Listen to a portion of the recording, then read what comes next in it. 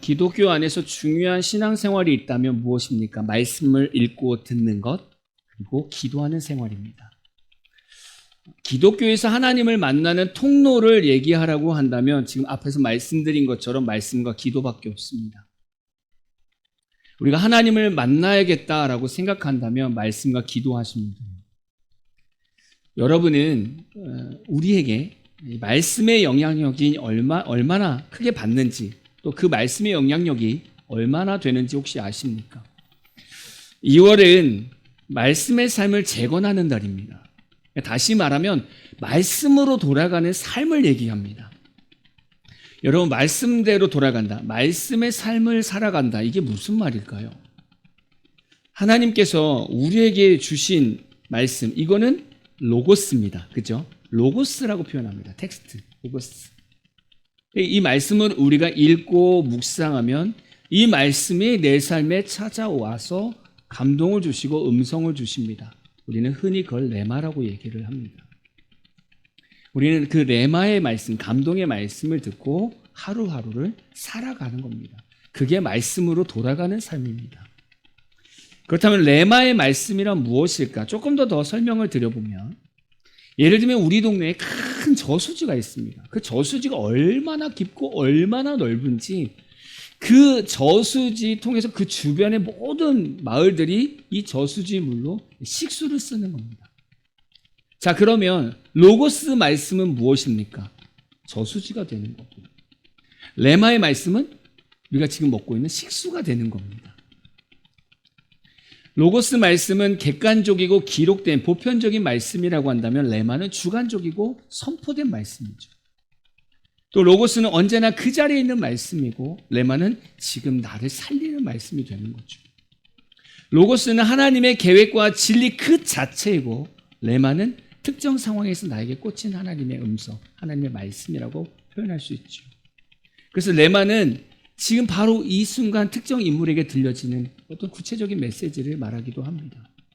여기서 주목할 것은요, 하나님께서 이 레마의 말씀을 들려주는 방식입니다. 때로는 우리가 자연 환경이라든가 사람들을 통해서 우리가 하나님의 음성을 듣기도 하는데, 진정으로 한 사람의 영혼을 변화시키고 무너진 마음을 일으키실 때는 하나님은 세미한 소리로 우리에게 다가오시더라는 거예요. 여기서 세미한 소리는요, 히브리어로 보니까 가늘고 고요한 침묵의 소리래요. 이것은 세상의 소음이 완전히 차단된 상태에서 하나님과 1대1로 마주할 때만 들릴 수 있는 아주 세밀한 음성을 얘기합니다. 여러분, 엘리야가요, 갈멜산에 그 불을 경험했잖아요. 엄청난 불을 경험해서 그 물을 적신 그 재물을 하나님께서 확 태우시는 그 엄청난 경험을 했단 말이죠. 근데 엘리야는 그럼에도 불구하고 이세벨의 말 때문에 완전히 무너집니다. 근데 그가 다시 일어날 수 있었던 것은 앞에서 체험한 그 경험이 아니라 동굴 속에서 엘리야에게 찾아오신 그 세미한 하나님의 음성 때문에 엘리야가 일어나더라는 거예요. 우리는 이 말씀들을 보면서 하나님의 말씀이 우리 가운데 세밀하게 들려올 때 그 말씀이 우리 삶 가운데 능력이 된다는 것을 깨달아야 됩니다. 우리는 이 삶을 2월 한 달 동안 회복하고 다시 재건하자는 거예요. 세상적인 가치관과 세상적인 방법으로 교회에서 대화하는 것이 아니라 어떻게 하면 하나님의 말씀 안에서 하나님의 방법으로 우리가 대화할 것인가, 그 얘기인 거죠. 2월 한 달은 그동안 잘하지 못했던 큐티부터 한번 시작해 보자는 거예요. 큐티. 제가 매일 아침에 유튜브에 묵상을 남기는데 그 전날 늘 묵상하고 올리게 됩니다. 그걸 큐티라고 표현하는데, 큐티가 뭘까요? 로고스 말씀에서 내게 주시는 레마의 말씀을 삶에 적용해서 남기는 겁니다. 그렇게 묵상하는 거예요. 여러분, 큐티 하는 이유는요, 세상의 소리를 끄는 겁니다. 내가 말씀을 딱 읽으면서 큐티하는 건 세상의 소리를 끄는 겁니다. 그리고 나에게만 속삭이시는 하나님의 그 세미한 소리에 내 주파수를 맞추는 시간이 큐티 시간입니다. 얼마나 중요하겠습니까? 그럼 여러분, 큐티 어떻게 합니까? 큐티 어떻게 해요? 여러분은 평상시 말씀을 어떻게 접하십니까? 보통 큐티하는 방식은 이렇습니다. 먼저 성경을 읽습니다. 제가 말씀드린 건 다독이 아닙니다. 막 10장씩 막 읽는 그게 아니라 한 장이 됐든 어떤 한 소주제의 말씀이 됐든 꼭꼭 씹어서 읽습니다. 그리고 또 눈으로도 읽습니다. 그럼 내용이 정리가 되겠죠. 성경을 읽었으면 글을 써서 내용을 정리하든지 머리로 내용을 정리합니다. 사실 오래 교회 다니신 분들은요, 성경을 많이 읽으셨기 때문에 성경 내용은 압니다. 근데 대부분 여기서 끝납니다. 그러니까 성경 다독 이것만 열심히 하세요. 너무 좋죠. 너무 좋은데 거기서만 자꾸 끝납니다. 큐티는 뭐냐면 그 다음으로 나가자는 거예요. 말씀을 읽다 보면 인물들이 나오고 상황들이 나옵니다. 그때 하나님과 나로 적용해 보자는 거예요. 하나님과 나. 오늘 엘리야에 대한 말씀을 읽었으니까 엘리야가 내가 되는 거죠. 그랬을 때 지금 내 삶에 비춰보는 겁니다. 엘리야가 잘못하는 그 모습을 보면서 나는 그런 삶이 없는가 비춰보는 거예요. 그렇게 묵상하면서 타고 들어가는 겁니다. 그러다 보면 내 마음에 와닿는 단어라든가 문장이라든가 하나님의 말씀이 내 마음에 남게 됩니다. 그럼 그 말씀 붙들고 계속 기도하는 거예요. 하나님, 오늘 나에게 이 말씀을 주셨는데 제가 이 말씀 가지고 오늘 한 날 어떻게 살아갈까요? 계속 묻는 겁니다. 묻다 보면 깨닫는 마음이 있을 수도 있지만 없을 수도 있습니다. 그럼 하루 종일 이 말씀 붙들고 계속 물으면서 기도하는 겁니다. 그러다 보면 오늘 한 날 삶에서 그 말씀과 적용이 되는 상황들이 생길 수 있고, 그렇다면 우리는 이미 말씀 가운데 답을 얻었잖아요. 그러니까 그 말씀대로 푸는 겁니다. 거기서 하나님을 만나는 거죠. 이게 큐티입니다. 우리는 이렇게 해갈 때 우리 삶의 문제들이 해결이 됨을 경험하죠. 우리는 이것을 말씀대로 산다라고 말합니다. 오늘 본문 보면요, 엘리야 선지자가 나오잖아요. 여러분, 엘리야가 어떤 사건을 경험했습니까? 여러분, 엘리야 하면 어떤 사건이 가장 많이 기억에 남으십니까? 어마어마한 사건 있지 않습니까? 갈멜산에서 바알의 선지자 450명과 아세라 선지자 400명, 이 850명 대 엘리야 한 사람, 영적 전쟁하는 그 제단의 싸움이 기억나잖아요. 이 갈멜산 사건 전에 하나님께서 엘리야에게 이렇게 말씀합니다. 열왕기상 18장 1절입니다. 많은 날이 지나고 제3년에 여호와의 말씀이 엘리야에게 임하여 이르시되 너는 가서 아합에게 보이라. 내가 비를 지면에 내리리라. 지금 아합 왕 시절에요, 3년 6개월에 걸친 기근이 있었습니다. 이때 이 엄청난 기근은요, 하나님께서 이스라엘에게 주신 증거였습니다. 당시 이스라엘은 어떤 상태였습니까? 아합의 아내 이세벨 때문에 바알을 섬기고 있었습니다. 바알의 정체가 뭡니까? 고대 가나안 이 신화에서 바알은 폭풍과 비의 신이었습니다. 그래서 풍요를 주관한다고 믿었던 거예요. 하나님은 이 바알이 주관하고 있는 그 비를 멈추신 거예요. 그러니까 바알이 비를 주관한다고 하는데 그 비를 하나님 멈춰버리게 한 거예요. 그래서 그 비를 주관하는 게 바알이 아니라 하나님이 모든 생사 화복과 모든 자연을 통치하신다라는 것을 알게 하는 장면입니다. 하나님은 이런 기근의 상황에서 엘리야를 불러서 그에게 하나님께서 말씀하시고 또 어떻게 하실 건가도 말씀하는 거예요. 엘리야는 그 말씀을 듣고 아합 앞에 나아가는 겁니다. 엘리야가 아합 왕을 만났을 때 아합 왕에게 바알의 선지자 450명과 아세라 선지자 400명 부르십시오. 그들의 신이 진짜인가? 내가 믿는 하나님이 진짜인가? 한번 붙어보자 이거죠. 우리 한번 예배를 드리면서 한번 붙어봅시다. 850명, 그들이 믿는 신이 진짜 신이라고 한다면, 진짜 하나님이라고 한다면 제단에 불이 내려올 것이고, 내가 믿는 하나님이 진짜 하나님이면 이 제단에 불이 내려오지 않겠습니까? 850명이 얼마나 힘을 다해서 바알 신에게 예배를 드립니까? 근데 불이 내립니까? 내리지가 않죠. 이제 엘리야 차례가 됐습니다. 팔을 걷고 물을 가져와서 제단에 쫙 물을 뿌립니다. 엄청난 거죠. 가만히 그냥 물 안 뿌리고 가만히 있어야 돼요. 빨리 물 붙으려면. 근데 아니야. 하나님을 믿으니까 불이 아예 붙지 않게 그냥 물을 계속 뿌리는 겁니다. 그러고 나서 엘리야가 딱 기도하니까 하나님께서 그냥 불을 주셔서 부은 그 물과 뭐 제단, 그 번제물과 나무와 흙을 다 태우는 거예요. 이 도랑의 물까지 싹 핥게 하신 거예요. 또 엘리야가 기도하면서 또 비구름이 생겨서 비까지 오지 않습니다. 엘리야는 엄청난 하나님의 말씀의 능력을 경험한 사람입니다. 하나님의 말씀을 듣고 아합 왕 앞에서 얼마나 담대하게 싸웠습니까? 저는 이 말씀은 정말 읽을 때마다 힘이 나죠. 그런데 오늘 말씀 상황은 조금 다릅니다.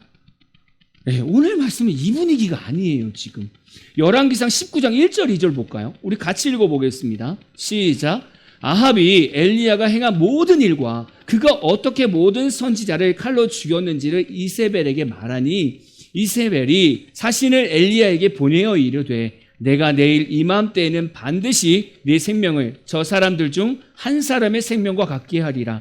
그렇게 하지 아니하면 신들이 내게 벌 위에 벌을 내림이 마땅하니라 한지라. 지금 아합의 아내 이세벨이요 엘리야에게 한 사람을 보내서 이러한 엄청난 협박을 합니다. 내가 내일 이맘때 너를 반드시 죽일 거예요. 여러분이 이 말씀을 듣는다면 여러분은 어떻게 하시겠습니까? 당연히 새벽 예배 나오고 주일 예배 나오고 아무렇지 않게 지나가겠죠. 근데 엘리야는 그게 아니었나 봅니다. 이 말을 들었는데 엘리야의 반응이 이렇습니다. 열왕기상 19장 3절 4절입니다. 그가 이 형편을 보고 일어나 자기의 생명을 위해 도망하여 유다에 속한 브엘사바에 이르러 자기의 사환을 그곳에 머물게 하고 자기 자신은 광야로 들어가 하룻끼쯤 가서 한 로뎀나무 아래 앉아서 자기가 죽기를 원하여 이르되 여호와여 넉넉하오니 지금 내 생명을 거두시옵소서. 나는 내 조상들보다 낫지 못하니이다. 엘리야는요 지금 이세벨의 말을 듣고요 죽음을 결정하게 됩니다. 사람이 어떻게 이렇게 한순간에 다른 사람이 될 수 있습니까? 아니 밖에 지금 이전에 850명대 일로 싸운 엘리야는 도대체 어디 간 겁니까? 아니 이세벨의 그 죽이겠다는 그 한마디에 엘리야는 완전히 지금 두려움에 빠졌습니다. 어떻게 사람이 이렇게 한순간에 바뀌죠? 우리는 엘리야의 삶을 보면서 하나님의 말씀으로 매 순간 살아가는 것이 왜 중요한가를 깨닫게 됩니다. 엘리야에게 하나님의 말씀이 들어왔을 때에는 하나님의 놀라운 능력으로 하나님의 능력을 나타내는 그런 선지자로 살았습니다. 그런데 엘리야에게 하나님의 말씀이 아니라 사람의 소리, 이세벨의 소리가 들리고 그 말씀이 마치 하나님의 말씀처럼 자기에게 엄청난 영향력을 준 겁니다. 그 말 한마디에 엘리사는 두려움에 빠지게 되고 죽음을 결정하게 됩니다. 그리스도인이라면 누구나 하나님의 말씀이 없을 때 사람의 말을 들으면 엘리야와 같이 무너질 수 있습니다. 여러분 성도들도 마찬가지고 목회자도 마찬가지예요. 성도들 삶에 말씀이 계속 공급되어서 성령 충만해지면 이렇게 부족한 종이 크고 작은 실수해도 괜찮아요 목사님 다 이해합니다. 옆에 성도들이 잘못해도 아이고 귀엽습니다. 다 이해됩니다. 이렇게 돼요. 말씀이 공급이 안 되면 그 다음부터는 목회자가 조금 실수해도 이만큼 실수처럼 보이게 되고요. 성도가 뭘 조금 잘못하면요 이만큼 정죄하고 판단합니다. 근데 목회자도 똑같은 것 같아요. 말씀으로 계속 우리가 하나님 앞에 목회자가 계속 하나님 앞에 성령 충만해지면 성도의 모습을 보면서 성도의 실수를 보면서 이뻐 보이고 아이고야 내가 더 기도해야 되겠구나 이렇게 마음을 먹는데 하나님의 말씀을 공급받지 못하는 목회자들은 성도들과 싸우기 시작합니다. 성도들을 미워하기 시작합니다. 그건 어쩔 수 없어요. 하나님의 말씀이 없으면 우리에게 어떤 상황이 생길까요? 여러분 혹시 이걸 생각해 보셨습니까? 만약에 내 삶에 매일 하나님의 말씀이 공급되지 않으면 나는 어떻게 살까? 이런 생각을 해보셨습니까? 첫 번째, 소망이 사라집니다. 열왕기상 19장 4절에 보니까요 엘리야가 하나님 앞에서 죽기를 원하잖아요. 방금 전까지만 해도 하나님의 능력을 행하던 엘리야가요 사람의 말, 이 이세벨의 말을 듣고요 죽기를 원합니다. 아니 어떻게 이렇게 변할 수 있을까? 근데 저는 이 말씀을 통해서 반대로 생각해 봐요. 하나님의 말씀에는요 우리가 알지 못하는 놀라운 능력이 있습니다. 아마 경험하신 성도님들 계실 거예요. 바로 살아갈 소망을 주시는 힘이 있습니다. 히브리서 4장 12절 볼까요? 12절 같이 읽어보겠습니다. 시작. 하나님의 말씀은 살아있고 활력이 있어 좌우의 날선 어떤 검보다도 예리하여 혼과 영과 및 관절과 골수를 찔러 쪼개기까지 하며 또 마음의 생각과 뜻을 판단하나니 하나님의 말씀은 죽은 말씀이 아니라는 거예요. 하나님의 말씀은 지금도 살아있고 활력이 있다는 거예요. 저 이번에 수련회 때 우리 학생들한테 이런 얘기를 했습니다. 우리 교회 왕언니들과 왕오빠들이 정말 기도할 때 정말 힘이 있고 오히려 정말 패기가 넘치는 우리 학생 청년들이 평생교육원 우리 노인분들 같다고 제가 이런 얘기를 한 적이 있습니다. 정말 우리 교회 우리 왕언니들 왕오빠들이 얼마나 힘있게 기도하는지. 근데요, 이 하나님의 말씀은 육체적인 어떤 늙음과 젊음 이게 아니라 늘 활력이 있다는 거예요. 그러니까 이 말씀이 노인분들에게 들어가면 또 활력이 있는 거고요. 이 말씀이 젊은 자들에게 들어가면 거기에 맞는 활력이 있다는 거예요. 막 살아 움직인다는 겁니다. 그게 말씀의 능력입니다. 이 말씀이 우리 삶 가운데 들어오지 않으면 점점 우리는 살 소망을 잃어갑니다. 완전히 반대되는 삶을 경험하게 되는 거죠. 예를 들면 만약에 여러분이 직장 생활하거나 사업을 하면서 큰 실수를 해서 큰 손해를 봤습니다. 여러분 주변에 있는 지인에게 얘기를 했더니 격려가 아니라 그냥 엄청나게 욕만 먹은 거예요. 만약 여러분이 원하는 지인은 어떤 지인입니까?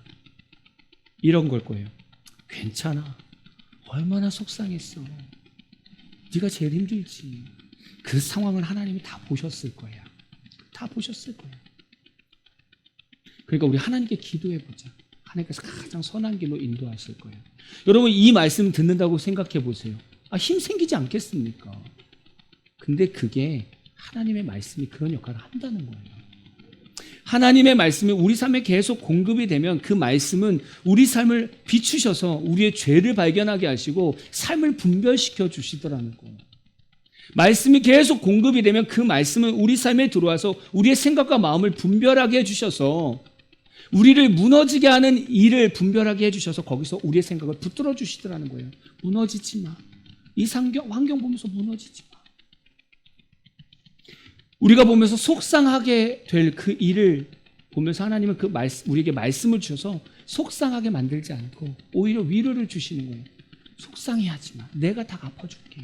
그래서 그 말씀이 우리를 탁 붙잡아 주시는 거예요.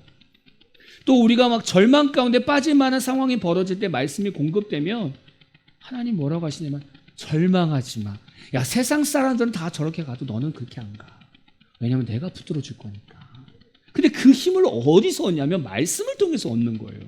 그러니까 매일 말씀이 공급이 되면 우리는 계속 활력 있는 하나님을 만나게 되는 거예요. 그래서 우리 삶에 어려움이 닥치고 문제가 생겼을 때 똑같은 상황에서 세상 사람들은 절망하고 죽음을 향해서 달려가는데 하나님의 사람들은 웃어요. 왜요? 쓰러질만 하면 그 말씀이 우리를 붙잡아주고 좌절할만 하면 그 말씀이 우리를 팍 세워주고 쓰러질 시간이 없고요. 무너질 시간이 없어요.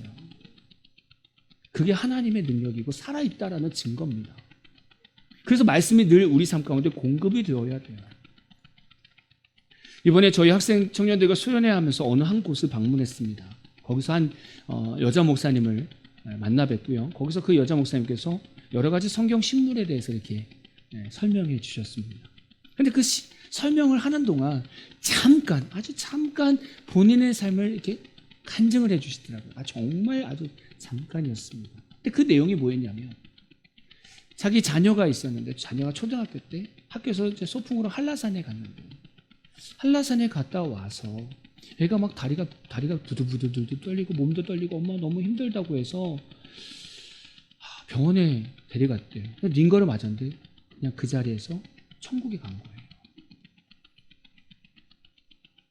너무 마음이 무너지지 않겠습니까? 근데 어떤 하나님의 한 말씀이 그 목사님에게 임하고 이스라엘에 가서 여러 식물들을 보면서 거기서 또 하나님을 만나고 그러면서 그 식물들을 제주도에 가져서 키우면서 이제 그 어떤 그 정원을 만들어서 오는 분들마다 그 식물에 대한 하나님의 마음을 전하면서 거기서 회복했다는 거예요. 말씀이 없었다면 저는 너무나 힘들었을 것 같아요. 누구나 살다 보면 이런 목사님처럼 마음 아픈 일들이 있을 거예요. 그때 하나님의 말씀이 찾아오면 이분처럼 무너지지 않아요. 내 자식을 보냈는데 마음 편한 사람이 어디 있겠습니까? 내 남편을 보내고 내 아내를 보냈는데 마음 편한 사람이 어디 있겠습니까? 억장이 무너지죠. 거기에 하나님의 말씀이 들어오면 인간의 생각으로는 무너지려고 하지만 하나님의 말씀이 들어오면 절대로 무너지지 않는다는 거예요. 그래서 하나님의 말씀이 우리 삶 가운데 들어오지 않으면 이렇게 소망이 자꾸 사라지더라는 거예요. 엘리야는 하나님의 말씀이 아니라 이세벨의 그 협박의 말을 듣고 거기에 무게를 두고 바라보니 삶이 무너지더라는 거예요. 우리의 생각과 마음과 육체는요, 언제 죽을지 몰라요. 한순간에 무너집니다. 목회자인 저도 마찬가지예요. 무너지는 건 한순간입니다. 근데 언제 무너지는지 아십니까? 말씀에서 멀어질 때. 그때 목회자나 성도나 동일하게 무너집니다. 어쩌면 우리 안에 평상시 이 살아있는 말씀이 우리에게 공급이 되지 않아서 지금 우리가 소망을 잃어갈 수도 있어요. 하나님의 말씀이 없으면 점점 삶이 지쳐요. 인생을 보아도요, 소망이 없어요. 자식을 보아도 소망이 없고요. 가족을 봐도 소망이 없고요. 세상을 봐도 소망이 없습니다. 이게 건강한 성도의 생각일까요? 그렇지 않아요. 건강한 성도는 아무리 열악한 상황이어도 그 가운데 하나님의 말씀이 들어오면 그 어둠 가운데 하나님의 뜻을 발견하게 돼요. 그래서 소망을 잃지 않는 거예요. 근데 만약에 예수를 믿는다고 우리가 교회를 다니는데 삶의 소망을 잃어간다? 세상을 보는데 인생에 막 맛이 없어. 인생에 이제 소망이 없어. 그럼 나를 점검하는 거예요. 지금 내 귀에 하나님의 말씀이 들리고 있는가? 그걸 점검하자는 거예요. 하나님의 말씀이 없으면 어떤 일이 생기는가? 두 번째, 탄식과 원망만 남게 됩니다. 열왕기상 19장 9절 10절 보겠습니다. 열왕기상 19장 9절 10절 같이 읽어볼까요? 시작. 엘리야가 그곳 굴에 들어가 거기서 머물더니 여호와의 말씀이 그에게 임하여 이르시되 엘리야야 네가 어찌하여 여기 있느냐? 그가 대답하되 내가 만군의 하나님 여호와께 열심히 유별하오니 이는 이스라엘 자손이 주의 언약을 버리고 주의 제단을 헐며 칼로 주의 선지자들을 죽였음이오며 오직 나만 남았거늘 그들이 내 생명을 찾아 빼앗으려 하나이다. 엘리야는 이세벨의 말을 듣고 죽기를 구했다가 여러분 말씀 아시는 바와 같이 하나님께서 천사를 보내서 구운 떡과 물을 주면서 자꾸 이 엘리야를 일으켜주고 세워주는 거예요. 하나님이 주신 양식을 먹고 이제 엘리야는 호렙산에 있는 굴에 갑니다. 그런데 하나님께서 엘리야에게 너 어찌해서 여기 있느냐? 계속 남은 사역들이 있는데 왜 여기 있냐라고 물었는데 엘리야는요, 자신이 하나님의 열심히 유별하여 열심히 살았는데 정말 뭐 남들이 손가락질 하지 못할 정도로 정말 하나님의 마음을 가지고 정말 열심히 살았는데 보십시오 주님, 주의 선지자들 다 죽고 결국 나 혼자만 남았습니다라고 탄식하고 원망하는 거예요. 하나님께 열심히 유별하다라는 말은 괜찮은 말이 좋은 말입니다. 어떤 의미냐면 얼굴이 붉어질 정도로 뜨거운 감정 상태를 얘기합니다. 다시 말하면 하나님이 느끼시는 그 거룩한 분노와 질투를 자기 것처럼 느끼고 생활했다는 거예요. 엘리야의 마음에는 그런 하나님의 마음이 있었던 거예요. 이스라엘 백성들을 보면서 하나님이 이렇게 거룩한 분노를 내시겠다. 그 마음이 엘리야의 마음에 있었던 거예요. 그래서 내 열심히 유별하오니라고 표현했던 거예요. 얼마나 열정적인 모습입니까? 아니 하나님의 마음, 동일한 마음을 가지고 내가 이스라엘 백성을 바라보고 있다는데 얼마나 귀합니까? 그런데 엘리야는 지금 자신의 유별난 열심과 비참한 현실을 대조시키는 거예요. 이렇게 얘기하는 거예요. 나는 이렇게 하나님께 미쳐서 일했는데 결과는 죽음의 위협뿐이고 나 혼자밖에 남지 않았습니다. 라고 탄식하고 원망 섞인 호소만 하는 거예요. 엘리야의 삶에 말씀이 공급이 안 되니까 결국 자신의 열심은 아무것도 아니다라는 거예요. 결국 내가 열심히 했는데 나 열심히 살았는데 나만 남은 거예요. 근데 지금 내가 죽게 생긴 거예요. 그래서 하나님한테 막 호소하는 거예요. 탄식하면서. 엘리야가 지금 그렇게 하는 거예요. 지금 우리로 말하면 나는 교회에서 하나님의 마음을 가지고 열심히 봉사했는데 남은 것은 가난과 지친 삶밖에 없습니다라고 하나님께 탄식하는 거 똑같은 거예요. 하나님, 이렇게 열심히 일하면 뭐합니까? 교회에서 이렇게 봉사하면 뭐합니까? 남는 거는 경제적으로 가난한 거하고 그냥 지쳐서 그냥 힘들어가지고 맨날 주일날 예배 갔다 오면 맨날 집에 가지고 쓰러져가지고 아무것도 못하는 내 모습 보십니까, 주님? 내가 하나님께 그렇게 열심히 유별했는데 보십시오. 남는 거는 세상 이거밖에 없습니다. 이렇게 얘기하는 거 똑같은 거예요. 여러분, 하나님의 말씀의 위력이 얼마나 큰지 아십니까? 하나님의 말씀은요, 그 말씀이 우리에게 들어오면 하나님의 능력이 꼭 나의 능력처럼 느껴지게 만들어요. 여러분, 다윗 아시죠?